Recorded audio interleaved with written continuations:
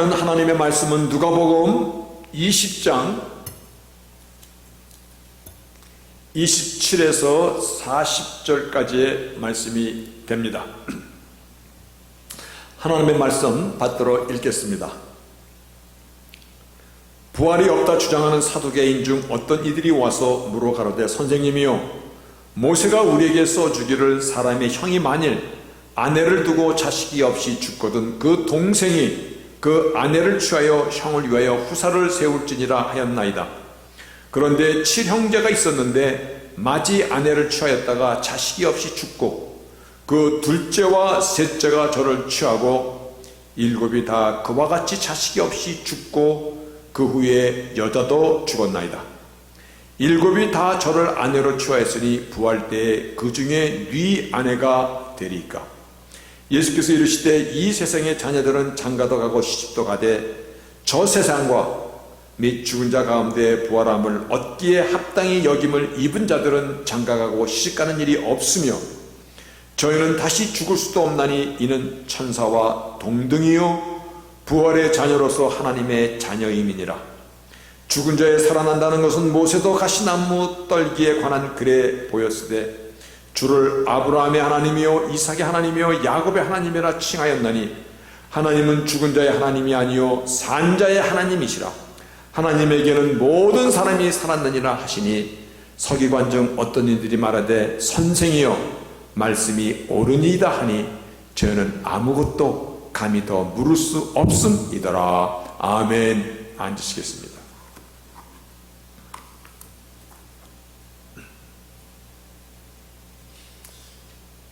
저는 병원에 아주 자주 갑니다. 제가 하나님 앞에 사명을 받았을 때 하나님의 그 정말 생생한 음성이, 아, 이것은 하나님께서 말씀하시는 거다라고 내 심령이 조금의 의심 없이 그 말씀이 내 가슴에 비수처럼 꽂히기를, 하나님께서 질문하신 질문 앞에 제가 슬픈 자와 같이 울겠습니다. 아픈 자와 같이 아픔을 나누겠습니다. 그래서 그랬는지 하여간 이민 목회 중에서 특별히 교회를, 아니 병원을 참 많이 갑니다. 병원에 가다 보면 이제 서로 안면도 자꾸 생기고 또 자주 얘기를 하다 보니까 이 규네 카운티의 어느 병원에 갔던 저를 알아보는 사람들이 이제는 꽤 많습니다. 그래서 먼저 인사도 해오고 요즘 어떻게 지내냐고도 물어보고. 근데요, 미국 의사나 간호원들, 즉 미국 사람들의 그 의식 속에서는 조금 우리와 다른 면이 있어요. 어떤 것을 느낄 수 있었냐면은, 그들이 가끔 저에게 이런 걸 물어봐요. 저 환자가 유언장이 작성됐느냐? 나에게도 너도 유언장이 이미 작성됐느냐라고 물어봐요. 그러니까 유언장에 대한 얘기를 그들은 스스럼 없이 합니다. 근데 우리의 문화는 좀 안 그렇잖아요. 유언이라고 그러면 마지막 숨 꼴딱 넘어갈 때 그때 저기 있는 누구에게 누구를 줘라라고, 그게 유언으로 생각했는데, 근데 미국 사람들은 조금 다른 관을 갖고 살아가는 것 같더라고요. 그러니까 이러한 질문을 몇 번 받다 보니까, 청교도 신앙으로 세운 이 나라의 그 문화 속에는 죽음은 별개의 것이 아니라 삶의 연장 가운데 있는 것이다. 삶의 연장으로 이어져 가는 것이 죽음이다라는 이러한 생각을 하게 됩니다. 다시 말하여, 우리가 그래도 이렇게 건강하게 살아갈 때 나의 인생의 끝, 그러나 삶의 연장입니다. 그 삶의 연장의 끝에서 겪게 될, 누구나 겪게 될 죽음에 대해서 무심한 것은, 생각하지 않고 살아가는 것은, 이것은 어쩌면 바른 삶의 자세는 아니다라는 생각이 들더라고요. 그래서 이런 생각을 몇 번 하다 보니까 이제 제 마음 가운데서도 아, 그렇구나. 나의 인생의 그 마지막 그 순간을 그저 다른 사람 손에만 다 맡겨둔다라는 것이 왠지 이게 합당하게 느껴지지가 않더라고요. 그래서 제가 생각했습니다. 제가 죽게 되면 찬송가도 제가 좋아하는 것으로 고르자. 그래서 제가 499장과 88장을 골랐습니다.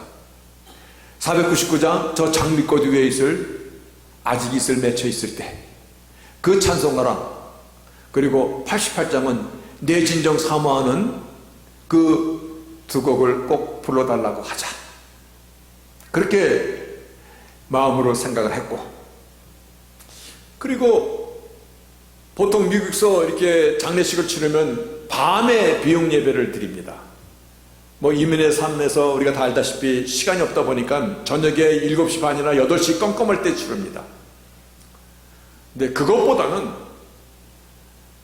저의 장례식은 밤에 비용 예배는 하지 말고 아침 오전 10시나 11시쯤에 한 번 예배를 드렸으면 좋겠다. 그 예배를 드리는 것도 나를 위해서 드리는 것이 아니라 나를 기억하는 사람들을 위해서 드리는 것입니다. 나는 이미 이 땅의 모든 삶을 마치고 이미 나의 모든 것은 하나님의 손에 가 있기 때문에 이제 이 땅의 인생의 여정을 더 살아갈 일이 남은 사람들을 위해서 오전에 한 번 드리자. 그런데 그 장례 예배도 비용, 우리가 보시듯이 관뚜껑을 열고는 드리지 말자. 이미 흙으로 와서 흙으로 가는 과정인데, 그리고 마지막 가는 과정은 아무리 이 땅에서 호화롭고 멋있게 산 사람도 마지막 가는 과정은 보면 참 그렇습니다. 왜 관뚜껑을 열지 않아야 되겠다라고 생각했냐면, 여러분, 사람이 죽으면 입이 다물어집니까? 입이 열립니까? 다물어져요? 담은 사람만 본 거예요. 근데 안 다물어집니다. 아무리 눌러도 이 턱을 막 2시간, 3시간 누르고 있어도 손 넣으면 다시 떡 열립니다.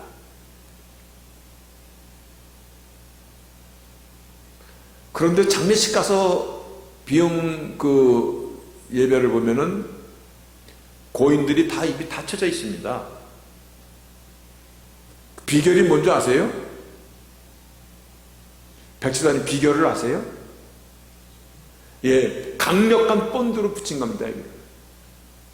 이미 석고처럼 단단해졌으니까, 살았으니까 이렇게 부드럽지만 석고처럼 단단해진 거 눌러서 본드를 붙이는 겁니다. 그러니까 그래서 관뚜껑 열지 말고 닫아놓고, 그 대신 제가 사진 이미 한 장 골라놨습니다. 그 사진만 딱 걸어놓고 나를 추억하는 사람들에게 인사를 하자. 이런저런 생각을 하다 보니까 무슨 생각이 저에게 그냥 집중적으로 들어오냐면, 지금까지 나는 나의 인생 여정을 어떻게 살아가고 있는가?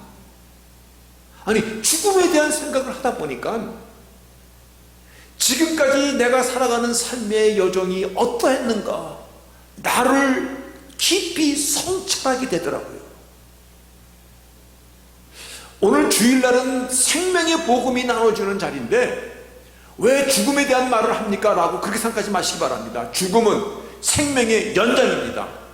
오늘 우리가 2020년도 8월 16일을 맞이하고 있듯이, 그리고 이미 예수께서 우리에게 말씀하시기를 살아서 나를 믿는 자는 영원히 죽지 아니하리라. 오늘 그 영생의 삶 가운데 오늘 하루를 살아가는 내 육신을 받는 그날은 내 삶의 연장의 하루이기 때문에 오늘 오히려 이 자리에서 생명의 마지막 하이라이트와 같은 그 엄숙한 시간, 장엄한 시간, 나그네 인생길 가운데서 내가 했던 모든 그 성적을 안고 하나님 앞에 가야 될 그 시간을 한번 생각해 보고자 오늘 말씀의 제목이 죽음, 그 뒤에 대해서 나누고자 합니다. 제가 신학생 시절에요, 졸업반쯤 되면은 이제 funeral home, 그 장의사로다가 실습을 나갑니다. 언젠가도 제가 말씀드린 기억이 나는데, 제가 4년 동안 있던 공부했던 신학교는 펜실베니아의 해필드라고 하는 아주 시골 동네입니다. 그래서 그 앞에 있는 큰 길 이름이 카우 패스, 소들이 지나가는 길이다라고 그렇게 길 이름도 아주 시골스럽습니다. 지금도 그럴 겁니다. 소방서에서 난 정오가 12시가 되면 윙하고 즉 밭에 일 나갔던 사람들 이제 돌아와서 점심 먹어라 라고 사이렌 불어주는 곳이 그 동네입니다. 그 동네에 퓨너럴 홈이 딱 하나가 있습니다. 굉장히 오래된 그 장의사 건물입니다. 근데 저희들 신학산 때 이제 그 장의사로 실습을 나가는데, 집 구조가 한번 여러분 상상해 보세요. 옛날 집이에요. 근데 지하실에는 장의사니까 지하실에는 죽은 시체를 드레싱하는 룸이 있습니다. 여러분, 사람이 죽으면 일단 장의사로 가면 드레싱을 합니다. 뭐 피를 흘렸던, 어디가 깨졌던, 뭐 입이 벌어졌던 양복도 다 입히고 깨끗하게 이렇게 화장을 시키는 드레싱 룸이 있습니다. 그리고 관뚜껑을 열고 비용으로 서비스를 하려면 이 방부제 처리를 해야 됩니다. 방부제 처리를 어디로 할까요? 항문으로 집어넣어서 방부제 처리를 합니다. 이러한 과정을 하고 화장도 시키는 것이 드레싱룸입니다. 그것이 지하실에 돼 있어요. 그리고 1층은 채플룸이 돼 있고 2층은 살림집이야. 그 집에서 2층에서 사는 거야. 근데 시골 동네라서 이렇게 장의업이 활발하진 않지만, 근데 어떤 때 사람이 죽으면 2-3명이 한꺼번에 죽어서 들어올 때가 있어요. 그러니까 2층에서 사람이 사는데 그 집 지하실에는 죽은 사람들이 있는 거야. 그럼 어떻겠어요? 괜찮겠어요? 장수님 괜찮아요? 무서워요? 까딱도 안 해요? 왜 하필 나한테 물어봐요? 그건 얼굴이야. 그러니까 우리 실습을 나가서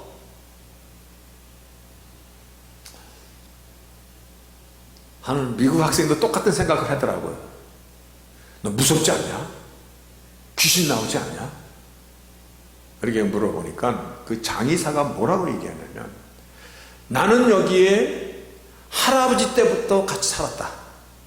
내 할아버지도 장의사였고 내 아버지도 장의사였고 나도 가업을 입어서 지금 이 장의업을 하고 있다. 미국에는 장의사가 4년제 대학 졸업 나와야 됩니다. 특히 피츠버그에 유명한 장의사 대학이 있습니다. 그런데 할아버지 때부터 아버지 때 나에 이르기까지 나는 이 집에서 살고 이 집에서 수도 없이 장례된 그 모든 과정들을 지켜봤는데, 지금까지 단 한 번도 죽은 자가 살아나는 것도 자기는 못 봤고 귀신이 돌아다니는 것도 못 봤고, 흙으로 와서 흙으로 도는 흙덩어리가 무섭냐? 너 여기 밖에 나가서 흙덩어리 보면 아이고 무서워 그러느냐? 흙이 뭐가 무섭냐는 거예요. 그렇죠? 흙이 뭐가 무서워? 만약에 죽은 사람의 영이 왔다 갔다 한다면요, 하나님의 영권이 무너진 것입니다. 왕의 왕 되시고 이 모든 것의 만물의 주인 되시는 하나님의 영권인데, 스피리추 파워입니다. 죽은 귀신들이 죄못대로 왔다 갔다 하고 이 땅을 기어다닌다면 하나님의 통치력이 무너졌다는 의미, 절대 그럴 리가 없다는 것입니다. 그러면서 그가 하는 말이, 죽은 사람은 절대 안 무섭습니다. 무서운 사람은 누굽니까? 무서운 사람은 누가 무서운 겁니까? 오 권사님, 예? 모르죠? 산 사람이 무서운 겁니다. 무서운 거는 산 놈이 무서운 것이지 죽은 자가 무서운 게 아닙니다. 오늘 죽음 그 뒤의 세상에 대해서 본문이 약간 그 의미를 가르쳐주고 있습니다. 왜냐하면 이 사두개인이라는 그 사람들이, 사두개인들은 사람이 한 번 죽으면 끝나는 것이 무슨 다시 사는 것이 있고 무슨 천국 있고 지옥이 있고 부활이 있냐, 그런 거 안 믿는다라는 그러한 사람들이 죽게 와가지고 이렇게 질문합니다. 선생이요, 여기 한 사람이 형제가 7명이 있었는데 7명이 이렇게 결혼을 했습니다. 그 내용을 지금 설명하고 있는 것입니다. 형이 이 여자랑 결혼을 했는데 자식이 없이 죽었어. 그 둘째 형이 또 이 여자를 부인으로 치서 죽었는데 또 자식이 없어서, 이렇게 7명이 다 이 여인을 두고 결혼을 했는데 자식이 없어 죽었으면 다시 부활했을 때는 이 여자는 누구의 부인이 되는 겁니까? 이렇게 물어봅니다. 아, 이게 무슨 결혼이야? 근데 이런 결혼 제도가 신명기에 나옵니다. 이것을 수혼 제도라고 합니다. Reverent Marriage라고 얘기하는 이런 결혼 제도입니다. 이 결혼 제도는 뭐냐면 하나님의 약속의 씨가 끊어지지 않도록, 여인의 후손으로 올 것이고 씨에 대한 약속을 아브라함에 하셨던 이 약속들이 끊어지지 않도록 메시아에 대한 약속을 위해서 이 신명기에 다시 한번 이 결혼 제도를 주신 것인데, 신명기 25장 5, 6절에 형제가 동거하는데 그중 하나가 죽고 아들이 없거든 그 죽은 자의 아내는 나가서 타인에게 시집가지 말 것이고, 그 남편의 형제가 그에게로 들어가서 그를 취하여 아내를 삼아 그의 남편의 형제된 의무를 그에게 다 행할 것이요, 그 여인의 첫 번째 난 아들은 그 죽은 형제의 후사를 잊게 하고 그 이름을 이스라엘 중에서 끊어지지 않게 할 것이라고 이 수혼제도에 대해서 율법에 명령하신 것입니다. 그러니까 지금 이 결혼제도를 들어서 7형제가 있었는데, 예, 큰형부터 7자가 다 이 여인과 한데 자식이 없이 다 죽었단 말입니다. 그러면 이 여인은 부활 때 누구의 아내가 되는 것입니까? 참, 물론 말씀드렸듯이 이 결혼은 약속의 씨, 아브라함에게 약속하신 내 씨로 인하여 천하 만민이 복을 받을 것이라는 메시아에 대한 약속의 씨에 대한 말씀인데, 일단 이 말씀을 들어서 부활에 대해서 가르치는 주님 앞에 대답하지 못할 질문이다라고 던진 것입니다. 세상에는 이상한 결혼제도가 많은 거 아십니까? 네, 세상에는 이상한 결혼제도 많습니다. 제가 어렸을 때만 해도 중매 결혼으로 주로 결혼했습니다. 저희 작은 아들 중에 한 분도 중매 결혼으로 하신 분이 있습니다. 지금 돌아가셨는데, 그냥 어느 날 그냥 부모님이 이 여자랑 결혼해라 그러면 결혼하는 겁니다. 그렇게 중매 결혼하신 분들 여기 계십니까? 근데 중매 결혼이 있다라는 얘기는 들어보셨습니까? 다들 못 들어본 얼굴이네. 그렇죠, 옛날엔 다 중매야. 근데 이거를 요즘 사는 젊은이들과 미국 사람한테 얘기하면 아유 얼굴도 모르는 사람이랑 어떻게 결혼하냐고, 그건 말도 안 된다라고 얘기할 거예요. 이상한 결혼제다라고 그럴 거예요. 그런데요, 조선시대 때도요 이상한 결혼제다가 있었던 게, 어떤 결혼제다가 있었냐면, 과부나 소방맞은 여인이 아침 새벽에 큰 길가에 나가서 서 있습니다. 그러다가 첫 번째 지나가는 남자를 보면 그 남자를 쫓아가서 재혼하는 풍습이 조선시대에 있었습니다. 이거는 과부나 소방받은 여자들을 구제하기 위해 만든 결혼제도입니다. 이스라엘에도 그런 오늘 수원 결혼제도 말고도 보쌈에 가서 결혼하라라는 것이 나옵니다. 사사기 21장에 보면 이스라엘 역사 가운데 처음으로 내전이 일어납니다. 그래서 베냐민의 지파를 향하여서 11지파가 다 공격을 해서 베냐민에 있는 모든 여자들을 사로잡아가고 남자들을 많이 죽였습니다. 그래서 베냐민 지파가 멸절당하게 생겼습니다.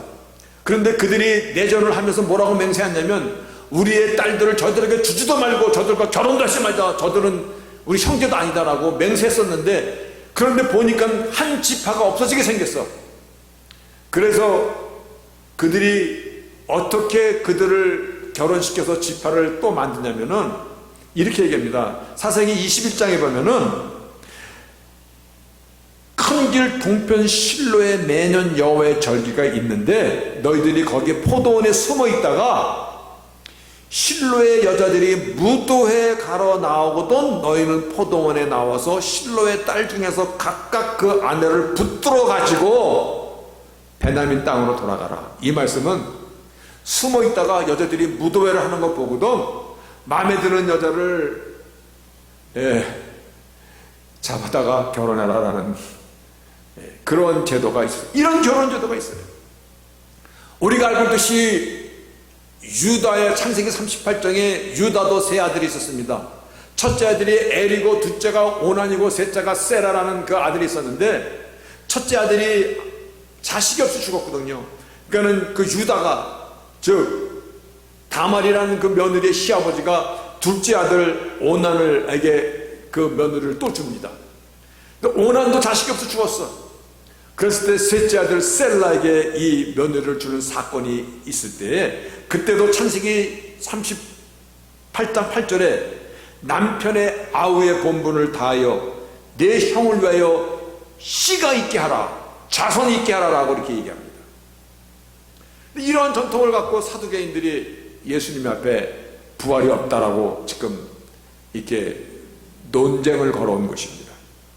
근데 여기서 주님께서는 이들에게 온 질문에 대답하기 위해서 잠시 이 세상이 아니라 저 세상에 대한 비밀을 잠시 오픈하는데, 그것이 34, 36절에 나옵니다. 오늘 34절에 보니까 너희는 스스로 20절이군요. 34절에 보니까 예수께서 이르시되 이 세상의 자녀들은 장가다가고 시도가되 저 세상, 우리가 삶의 연장인 그 죽음 뒤에 있는 이 세상에 대해서 말씀해 주시는데, 저 세상에서는 죽은 자 가운데서 부활에 합당히 여김을 입은 자들은 장가가고 시집가는 없고, 저 세상에서는 장가가고 시집가는 일도 없고 다시 죽을 수도 없고 천사와 동등됩니다라고 이렇게 얘기합니다. 그러시면서 저 세상이 있음을 하나님께서 어떻게 말씀하시냐면, 모세가 가시떨기 나무에서 여호와를 뵀을 때 그때 하나님께서 나는 아브라함의 하나님이요 이삭의 하나님이요 야곱의 하나님이라고 말하지 않았느냐. 그러시면서 그 하나님은 죽은 자의 하나님이 아니라 산 자의 하나님이십니다.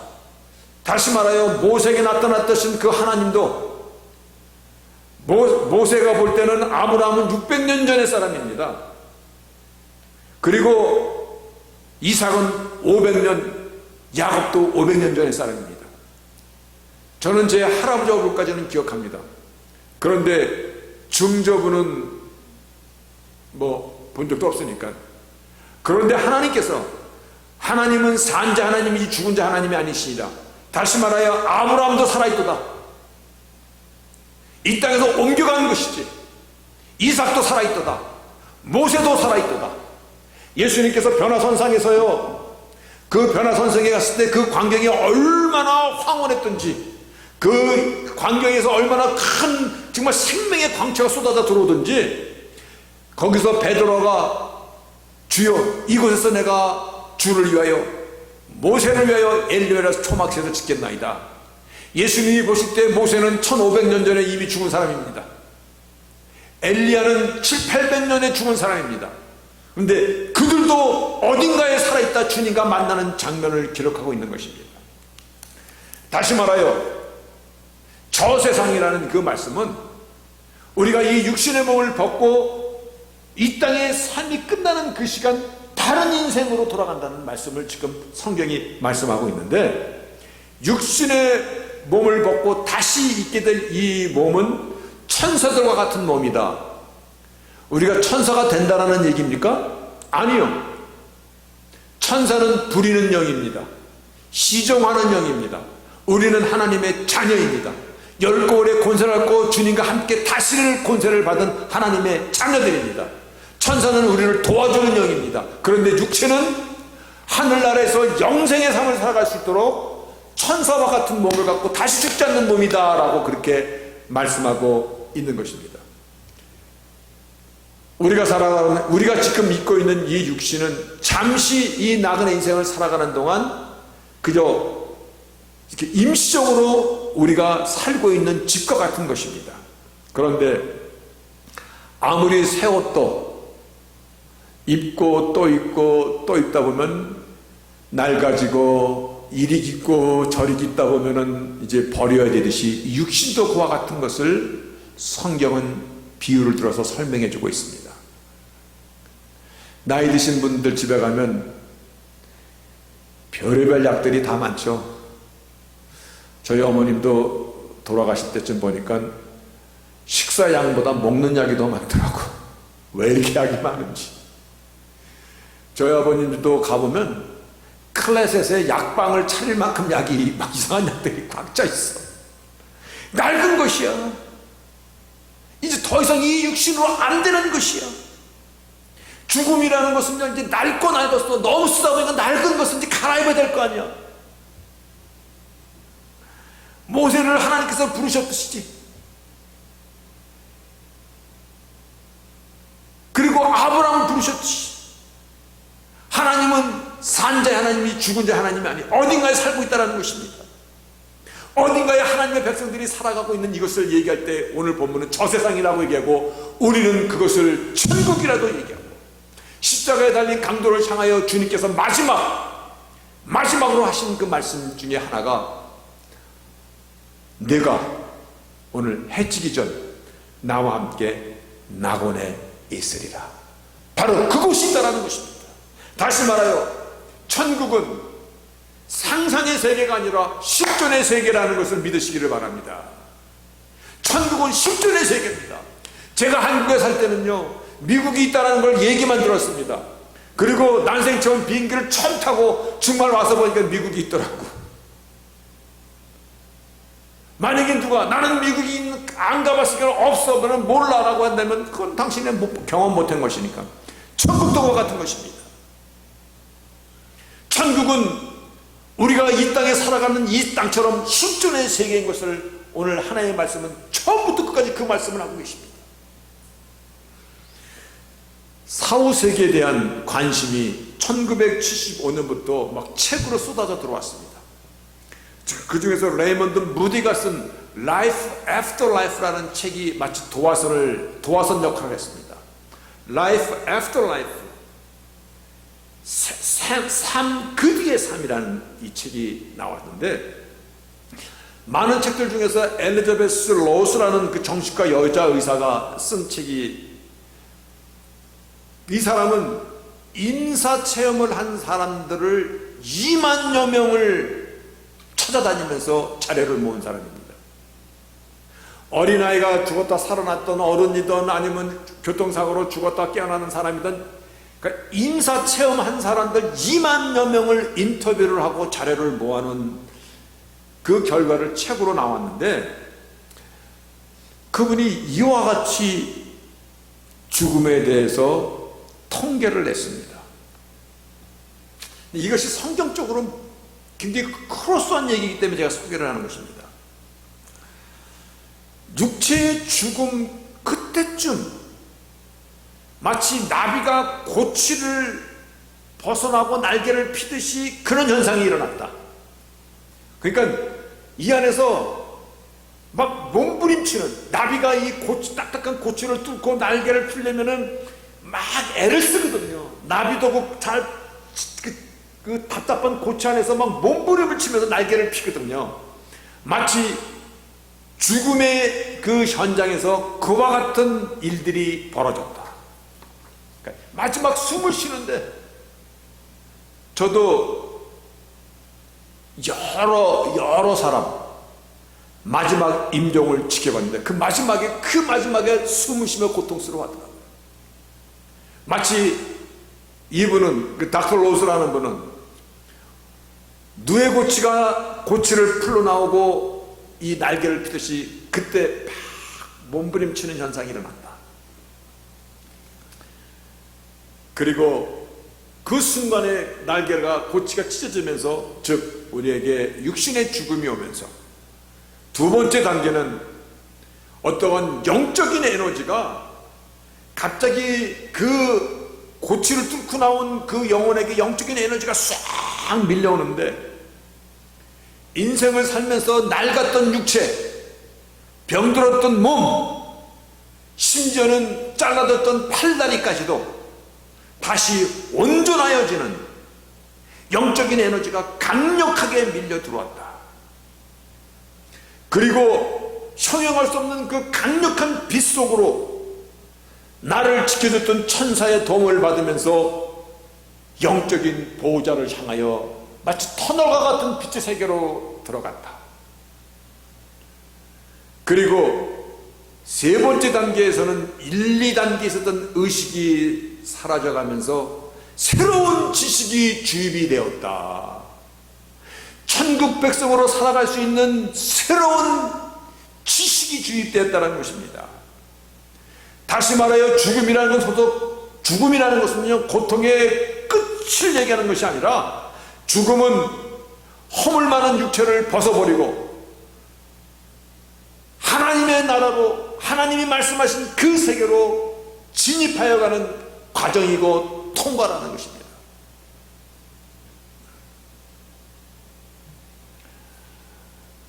몇 년 전에 애플 컴퓨터의 CEO였던 스티브 잡스가 췌장암으로 죽었습니다.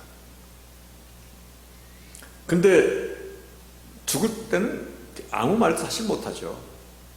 그저 마지막 임종을 기다리는 것이죠. 이제 육신의 몸을 벗으려고 이 안에서 치열한 싸움이 마치 날개를 피려고 몸부림치는 그 애벌레처럼 그러고 있는 것이죠. 근데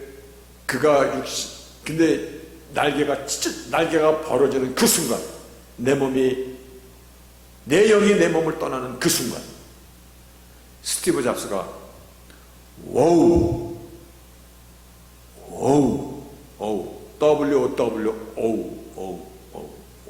와, 이게 무엇이냐 하면서 그가 무엇을 보았는지 어우를 3번 외치고 눈을 감았다고 합니다. 그가 무엇을 보았을까? 저는 아마 분명히 새로운 세계의 빛이 열리는 이 세계로.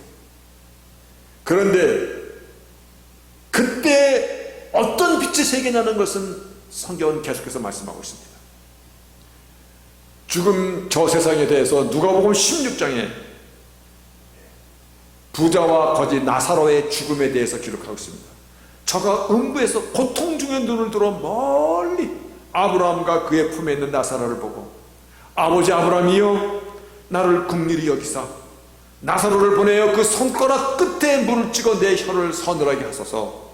이 불꽃 가운데 내가 고민하나이다. 여러분, 사람을 펄슨이라고 얘기합니다. 왜 펄슨이라고 얘기하냐면 지정의를 갖고 있기 때문에 펄슨입니다. 그래서 사람입니다. 지정의입니다. 지금 지옥에 간 지옥에 떨어진 이 부자가 겪고 있는 것은요, 고통을 느끼고 있습니다. 정을 갖고 있다는 것입니다. 그리고 사람을 알아봅니다. 그리고 저 나사로를 보내서 내 저 땅에 있는 형제들이 이 지옥에 오지 않게 좀 가서 좀 보내주소서 의지를 갖고 있습니다. 지정의를 다 갖고 있다는 것입니다. 감정이 있고 지식이 있고 사람이 있고 사람을 알아보고 의지가 있고요. 다시 말하여 죽음이라는 것은요, 내가 사라지는 것이 아니라 내가 완벽한 천사와 같은 몸으로 하나님의 세상에서 새로운 세계 지정의를 갖고 새로운 지식을 갖고 새로운 세계에서 살아가는 것을 맞이하는 것입니다. 육신이 새로운 육신을 입는 것입니다. 그것을 성경은, 예수님은 낙원이라고도 설명했습니다. 성경은 그것을 천국이라고도 말씀하고 있는 것입니다. 그러면 죽음의 비밀은 새로운 삶의 연장입니다. 그렇죠? 새로운 삶의 연장입니다.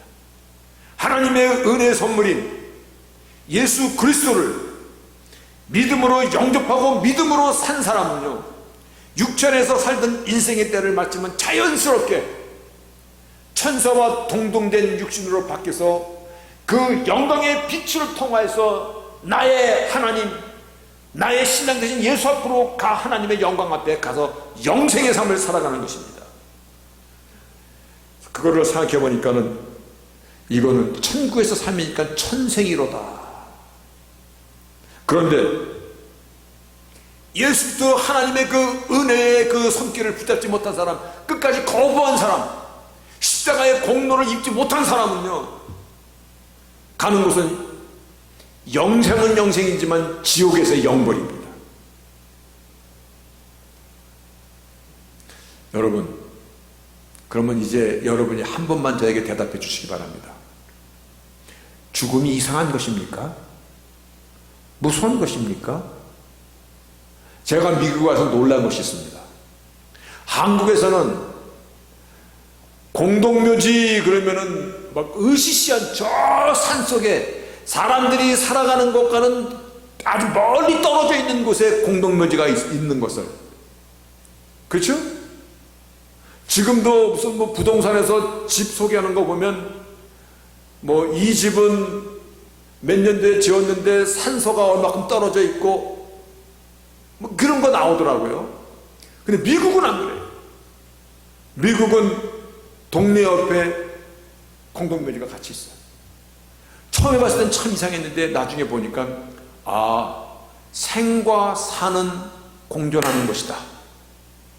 우리의 삶이 살아있을 때 잠시 임시 머물렀을 때 여기 땅의 집에 살다가 흙으로 봤으니 흙으로 돌아가서 이제 우리의 영원한 본향으로 돌아가는 것, 이것이 어떻게 삶의 연장이 아니냐, 삶의 연장으로 생각이 되더라고요. 죽음은 무서운 것이 아닙니다.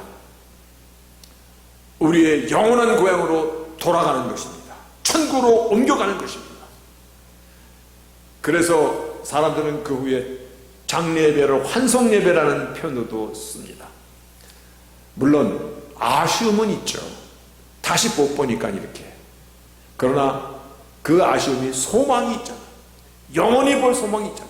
사도 바울은 죽음을 생각할 때 나는 빨리 주님 앞에 가고 싶도다. 내가 제 3층째 하늘에 갔을 때 정말 그 세계가 얼마나 아름다웠는지 그곳에 있고 싶었다. 단지 내가 육체 가운데 살아가는 것은 나를 통하여 잃어버린 영혼들을 찾는 구원의 도구로 나를 사용하고 사용받기를 내가 해야 되기 때문에 이 땅에 있도다 라고 고백하였듯이, 죽음의 비밀을 알면 알수록이요, 내가 오늘을 어떻게 살아가는 것이 아름다운 인생인가가 확실하게 구별이 되는 것입니다. 어떤 가치관으로 살아야 되는 것인가, 그리고 내가 오늘 갖고 있는 예수 안에 있는 이 믿음이 얼마나 소중한 것인가, 예수의 십자가의 보혈의 그 능력이 얼마나 대단한 것인가, 오늘 예배 드리는 이 자리가 얼마나 복된 자리인 것인가, 내가 예수 안에 있는 이 믿음은요, 이 세상 어떤 것으로도 바꿀 수 없는, 오늘 하나님의 시간에 어찌 세상에 방황할 수 있어요? 어찌 이 자리를 외면하고 세상 일에 갈 수가 있느냐는 이것입니다. 왜냐하면 내가 살아가는 가치관과 이 인생을 살면서 무엇이 소중한 것인가가 확실히 구분이 되는 것이에요. 죽음의 비밀을 아니까.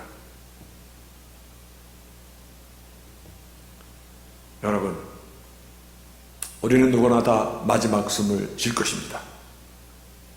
그때 나를 평생 지켜줬던 천사들이 보일 것입니다. 그리고 그 천사가 나를 값주고 사신 나의 주님 앞에 나를 인도하여 갈 것입니다. 이 땅에 살았을 때 연약했던 나의 육신들이 어느덧 천사의 몸으로 강건해지고 영원히 살아가는 그 몸으로 변하여지고, 그리고 이 땅에 살아갈 때는요, 지식의 차이도 참 많습니다. 어떤 사람은 하버드 대학 나오고 박사학위를 받고, 어떤 사람은 저 농촌에서 소라 꼴매다가 인생을 마신 사람도 있을 것입니다. 그런데 하나님 나라의 백성으로 바뀌는 순간 오직 예수 믿는 그 믿음만이 최고의 최상의 선물인 것이죠. 우리에게 하나님 나라에 살아가서 새로운 지식이 주입되면서 세상 말로 모든 것을 아는 자로 우리가 바뀌고, 예수님과 함께 열골 권세를 누리는 자로 우리를 살게 하시는 것입니다. 여러분, 죽음은 새로운 세계로 나가는 관문입니다. 누구나 통과될 문입니다. 하나님께서 준비하신 예수 그리스도와 그 십자가 피로 거듭난 사람, 오직 그 사람을 향하여서 하나님께서 준비하신 하나님의 나라의 천국에서 영생의 삶입니다. 주어진 인생일 때, 그래서 나를 부르신 부름을 향하여 열심히 살아가시기를 바랍니다. 주어진 인생의 시간 돌아오지 않듯이 나에게 주어진 부름의 상에 충성하는 것도 나에게 또 돌아오는 기회가 아닌 것입니다. 후회 없는 삶을 살기 위해서 오늘도 주 안에서 믿음으로 나의 주가 된 예수를 향하여 힘을 다해 살아갈 수 있는 저희들이 되시기를 주의 이름으로 축복합니다.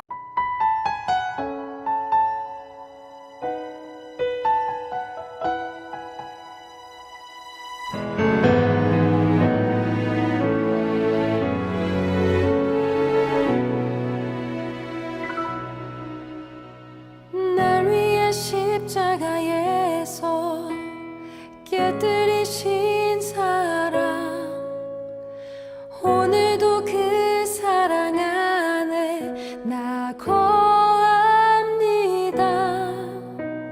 주님의 생명 내 안에 있고 주님의 사랑 날 강권하니, 나 오늘도 주께 내 삶을 깨뜨립니다.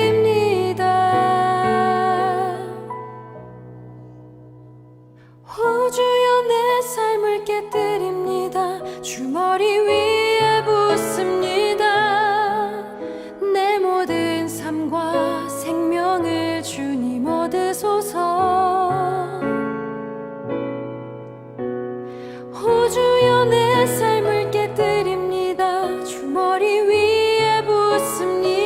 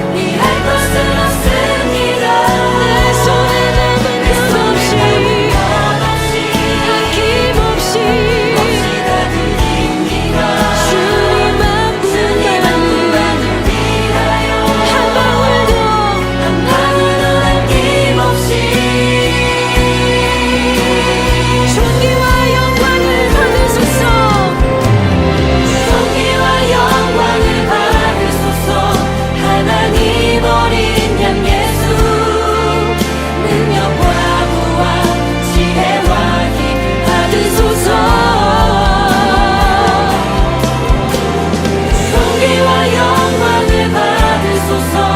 하나님 어린 양 예수, 나라와 권세 영광 모두 주님께. 한 번 더 주여 존귀와 영광을, 존귀와 영광을 받으소서. 하나님 어린 양 예수, 능력과 부와 지혜와 힘을 받으소서. 존귀와 영광을 받으소서. 하나님 어린 양 예수, 나라와 권세 영광 모두 주님께. 할렐루야. 주님 홀로 영광 받으소서. 모든 존귀와 영광과 부와 지혜와 감사와 능력과 힘이 하나님께 세세토록 있을지어다. 할렐루야. 주여 존귀와 모든 영광이 주님의 것입니다.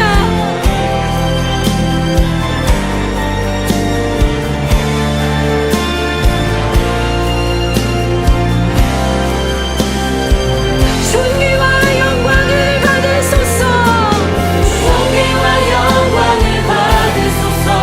하나님 어린 양 예수, 능력과 부와 지혜와 힘을 받으소서. 존귀와 영광을 받으소서. 하나님 어린 양 예수, 나라와 권세 영광 모두 주님께. 주님께라면 아깝지 않습니다. 주님께라면 아깝지 않습니다. 주님께라면 아깝지 않습니다. 할렐루야. 주님 우리의 삶을 만드시옵소서.